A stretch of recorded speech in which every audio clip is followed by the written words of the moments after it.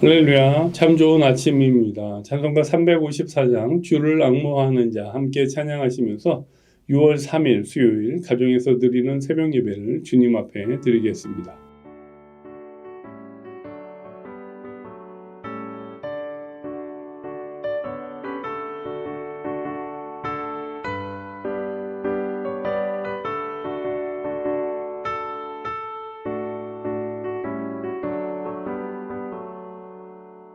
주를 앙모하는 자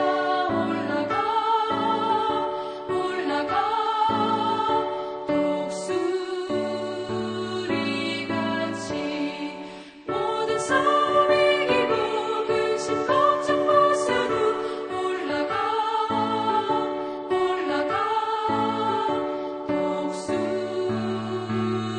독수리같이 주와 앙모하는 자 주 앙모하는 자, 주 앙모하는 자, 네가 평안하리라. 주를 앙모하는 자 걸어가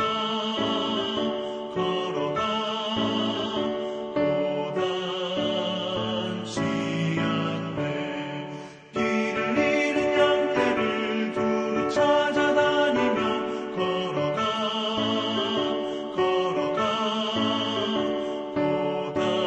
고단치 않네.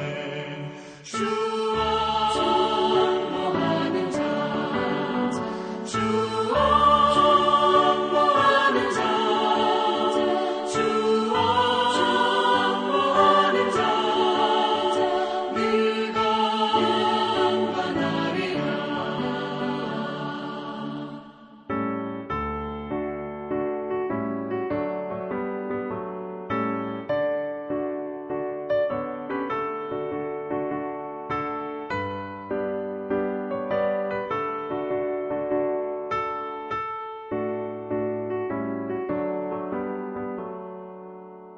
주를 앙모하는 자 달려가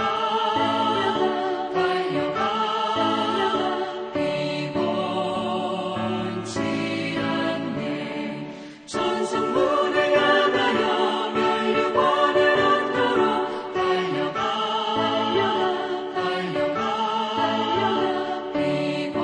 피곤치 않네. 주 앙모하는 자, 주 앙모하는 자, 주 앙모하는 자, 네가 평안하리라. 주를 앙모하는 자 올라가 독수리같이 은혜 안에 뛰놀며 주의 영광 보리라. 올라가 독수리같이 주 앙모하는 자, 주 앙모하는 자, 주 앙모하는 자, 네가 평안하리라. 함께 기도하시겠습니다. 참 좋으신 하나님 아버지 감사합니다. 우리에게 돌이킬 수 있는 회개의 은혜를 베풀어 주시니 감사합니다. 날마다 우리의 연약함과 죄악으로 하나님이 원하시는 삶과는 다른 삶을 살아가는 우리에게 늘 말씀 주시고 또 기도할 수 있는 은혜를 베풀어 주시사 회개로 우리의 삶을 다시금 돌이킬 수 있도록 인도해 주시니 감사합니다. 무너진 삶의 자리에서 다시 일어나 주님께 나아갈 때 하나님 우리를 불쌍히 여겨주시고 긍휼히 여겨주셔서 하나님 백성다운 거룩한 성도로 살아갈 수 있도록 주님 친히 함께하여 주시옵소서. 날마다 연약한 우리에게 성령으로 충만케 하여 주시고 우리의 심령이 주님으로 채워지게 하여 주시고 주님이 공급하시는 위로와 격려와 사랑과 은혜로 다시금 새롭게 되는 은혜가 있도록 우리와 함께하여 주시옵소서. 세상 욕심 내려놓게 하시고 오직 하나님 나라를 위해 먼저 그의 나라와 그 의를 구하며 영원한 천국 소망을 가지고 살아갈 수 있도록 주님 함께하여 주시옵소서. 오늘 이 시간에 ENC 온누리 교회 가운데 함께하여 주시사 주님의 마음으로 열방과 세계를 위해 복음과 선교를 위해 기도할 수 있는 거룩한 무리들을 많이 세워주시고 주님을 사랑하며 주님의 그 사랑을 증거하는 하나님의 백성들 될 수 있도록 그런 교회 될 수 있도록 주님 우리를 온전케 하여 주시옵소서. 이 새벽에 주님의 임재를 사모하며 하나님의 말씀을 간구하며 하나님 아버지 그 사모함으로 주님 앞에 나아갑니다. 주님 친히 우리와 함께하여 주시고 우리의 메마른 심령 위에 담비를 허락하여 주시옵소서. 우리의 영혼이 다시금 소생케 되는 귀한 이하심 되게 도와 주시옵소서. 모든 것 우리 하나님께 맡겨드리며 거룩하신 예수님의 이름으로 기도드리옵나이다. 아멘. 오늘 우리에게 주신 하나님의 말씀 사무엘하 10장 1절에서 8절까지의 말씀 함께 봉독하겠습니다. 그 후에 암몬 자손의 왕이 죽고 그의 아들 한운이 대신하여 왕이 되니 다윗이 이르되 내가 나하스의 아들 한운에게 은총을 베풀되 그의 아버지가 내게 은총을 베푼 것 같이 하리라 하고 다윗이 그의 신하들을 보내 그의 아버지를 조상하라 하니라. 다윗의 신하들이 암몬 자손의 땅에 이르매 암몬 자손의 관리들이 그들의 주 한눈에게 말하되 왕은 다윗이 조객을 당신에게 보낸 것이 왕의 아버지를 공경함인 줄로 여기시나이까. 다윗이 그의 신하들을 당신에게 보내 이 성을 엿보고 탐지하여 함락시키고자 함이 아니니까 하니 이에 한눈이 다윗의 신하들을 잡아 그들의 수염 절반을 깎고 그들의 의복에 중동 볼기까지 자르고 돌려보내매 사람들이 이 일을 다윗에게 알리니라. 그 사람들이 크게 부끄러워하므로 왕이 그들을 맞으러 보내 이르기를 너희는 수염이 자라기까지 여리고에서 머물다가 돌아오라 하니라. 암몬 자손들이 자기들이 다윗에게 미움이 된 줄 알고 암몬 자손들이 사람을 보내 벨르옵 아람 사람과 소바 아람 사람의 보병 2만 명과 마아가 왕과 그의 사람 1,000명과 돕 사람 12,000명을 고용한지라. 다윗이 듣고 요압과 용사의 온 무리를 보내매 암몬 자손은 나와서 성문 어귀 진을 쳤고 소바와 르옵 아람 사람과 돕과 마아가 사람들은 따로 들에 있더라. 아멘. 오늘 본문 사무엘하 10장은 다윗이 암몬과 아람 연합 군대를 물리친 소위 다윗의 2차 정복 전쟁에 대한 이야기를 담고 있습니다. 1절에서 5절까지는 다윗의 사절단에 대한 이야기인데요. 1절 말씀에 암몬 자손의 왕이 죽고 그의 아들 한운이 대신하여 왕이 되니 이스라엘의 적국 암몬의 왕권이 교체되는 시기였습니다. 하지만 암몬의 왕 나하스의 죽음에 대해 다윗은 호의를 베풀기를 원했습니다. 왜냐하면 사울 왕을 피해 도망 다닐 때 다윗 자신에게 선대해 주었던 그 나하스 왕을 기억했기 때문에 그렇습니다.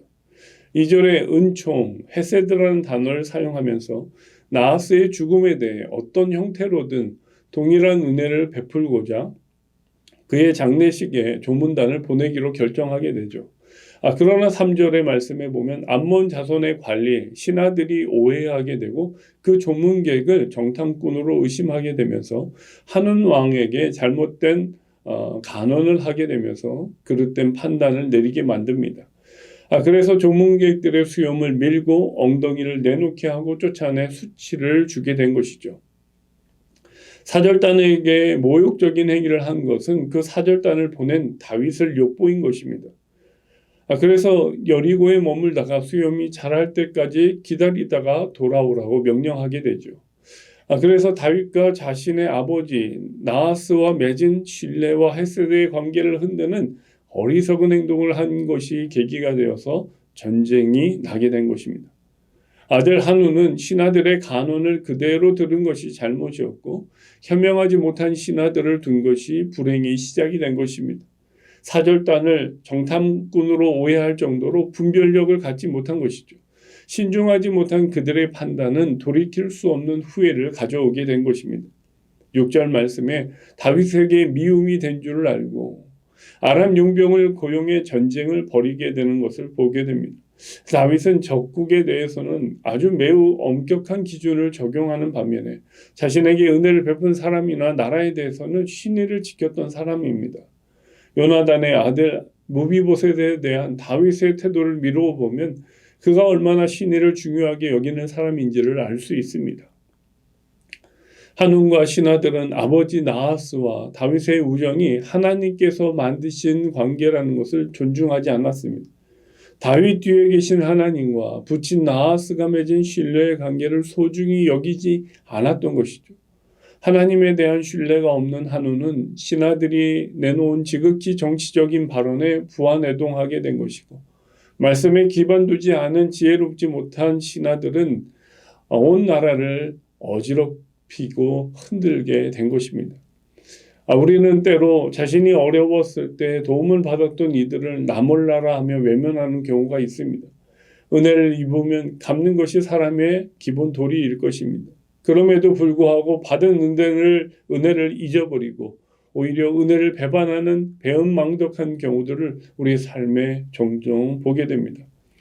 암몬 자손이 비록 적대국이었다 할지라도 다윗은 그가 어려웠을 때 자신을 도와주었던 그 나하스 왕의 은혜를 잊지 않았을 뿐만 아니라 그가 죽은 후에도 다윗은 나하스 왕의 아들에 대해서도 아버지와 동일한 대우를 은혜를 해줄 것이라고 말했습니다. 그러나 다윗의 이런 호의를 곡해한 암몬 족속은 다윗이 파견한 조문 사절단을 향해 모욕적인 행위를 하고 쫓아내버린 것이죠.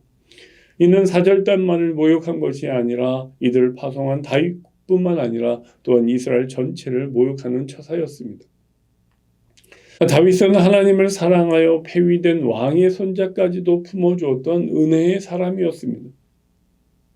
모든 사람들이 지니고 싶은 모든 권력의 정점에 있던 한운과 또 아람의 연합군들은 다윗과 전쟁을 벌이게 되고 결국엔 이스라엘의 승리로 끝나게 된 것을 보게 됩니다. 다윗은 결코 은혜를 저버리지 않았습니다. 자신의 호의에 대해서 거꾸로 모욕을 당했을지라도 그는 참을 수 있는 한 참아냈습니다. 왜냐하면 다윗이 현재의 다윗이 된 것은 바로 하나님의 은혜로 말미암았음을 너무나 잘 알고 있었기 때문에 그렇습니다. 지금까지의 삶을 통해 기쁠 때나 어려웠던 모든 순간에도 자신을 잊지 않고 베풀어 주신 하나님의 은혜를 깊이 체험했던 다윗이었기에 사람에 대해서 은혜를 넉넉히 베푸는 성숙한 사람이었던 것입니다. 하나님께서는 이스라엘 민족을 향해 누누이 너희가 과거 애굽의 종이었던 것을 잊지 말라고 말씀하셨습니다. 그럼에도 불구하고 이스라엘 민족은 틈만 나면 하나님의 은혜를 저버리고 우상을 섬기는 배은망덕했던 민족이었습니다. 그러나 하나님께서는 결코 이스라엘을 내쳐버리지 않으셨습니다. 신실하신 우리 주님은 그 민족을 통해 예수 그리스도를 이 땅에 보내어 주셨습니다.